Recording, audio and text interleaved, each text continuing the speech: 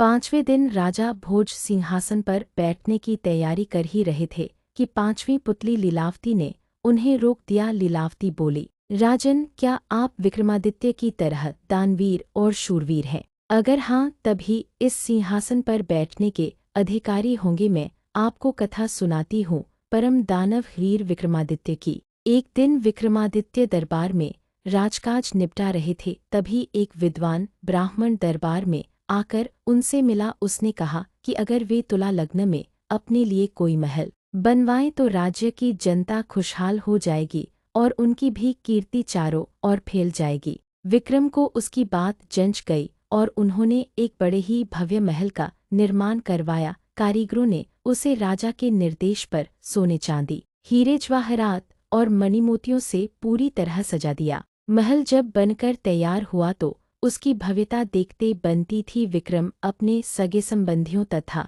नौकचाकरों के साथ उसे देखने गए। उनके साथ वह विद्वान ब्राह्मण भी था। विक्रम मंत्रमुग्ध हुए, साथ ही वह ब्राह्मण मुंह खोले देखता रह गया। बिना सोचे उसके मुंह से निकला, काश इस महल का मालिक मैं होता। राजा विक्रमादित्य ने यह सुनते ही झट वह भव्य महल उसे दान में दे दिया। ब्राह्मण के तो मानो पांव ही जमीन पर नहीं पड़ रहे थे। वह भागता हुआ अपनी पत्नी को यह समाचार सुनाने पहुंचा। इधर ब्राह्मणी उसे खाली हाथ आते देख कुछ बोलती उससे पहले ही उसने उसे हीरे जवाहरात और मणिमुक्ताओं से जड़े हुए महल को दान में प्राप्त करने की बात बता दी। ब्राह्मण की पत्नी की तो खुशी की सीमा न रही। उसे एक बारगी लगा मानो उसका पति पागल हो गया और यूं ही अनाप-शनाप बक रहा हो, मगर उसके बार बार कहने पर वह उसके साथ महल देखने के लिए चलने को तैयार हो गई। महल की शोभा देखकर उसकी आंखें खुली रह गईं।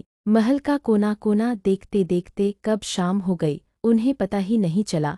थके मांदे वे एक शयन कक्ष में जाकर निढाल हो गए। अर्धरात्रि में उनकी आंखें किसी आवाज से खुल गई। सारे महल में महक फैली थी और सारा महल प्रकाशमान था। उन्होंने ध्यान से सुना तो लक्ष्मी बोल रही थी। वह कह रही थी कि उनके भाग्य से वह यहाँ आई है और उनकी कोई भी इच्छा पूरी करने को तैयार है। ब्राह्मण दंपति का डर के मारे बुरा हाल हो गया।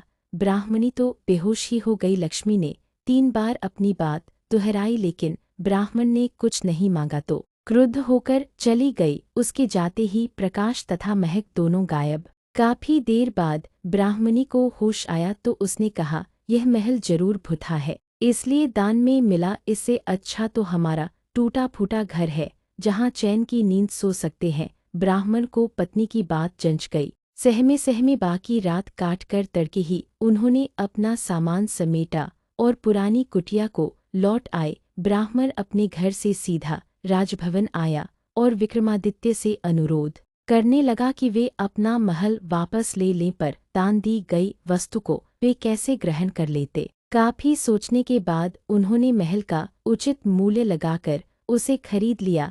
ब्राह्मण खुशी खुशी अपने घर लौट गया। ब्राह्मण से महल खरीदने के बाद राजा विक्रमादित्य उसमें आकर रहने लगे। वहीं अब दरबार भी लगता था। एक दिन वे सोए हुए थे तो लक्ष्मी फिर आई। जब लक्ष्मी ने उनसे कुछ भी मांगने को कहा तो वे बोले, आपकी कृपा से मेरे पास सब कुछ है, फिर भी आप अगर देना ही चाहती हैं तो मेरे पूरे राज्य में धन की वर्षा कर दें और मेरी प्रजा को किसी चीज की कमी न रहने दे। सुबह उठकर उन्हें पता चला कि सारे राज्य में धन वर्षा हुई है और लोग वर्षा वाला धन राजा को सौंप देना चाहते हैं। विक्रमादित्य ने आदेश किया कि कोई भी किसी अन्य के हिस्से का धन नहीं समेटेगा और अपने हिस्से का धन अपनी संपत्ति मानेगा। जनता जय जयकार कर उठी। इतना कहते ही पुतली लीलावती बोले, बोलो राजन, क्या इस कथा के बाद तुम इस सिंहासन के योग्य अपने आप को पाते हो? राजा भोज निराश हो गए और अपने कक्ष में लौट गए।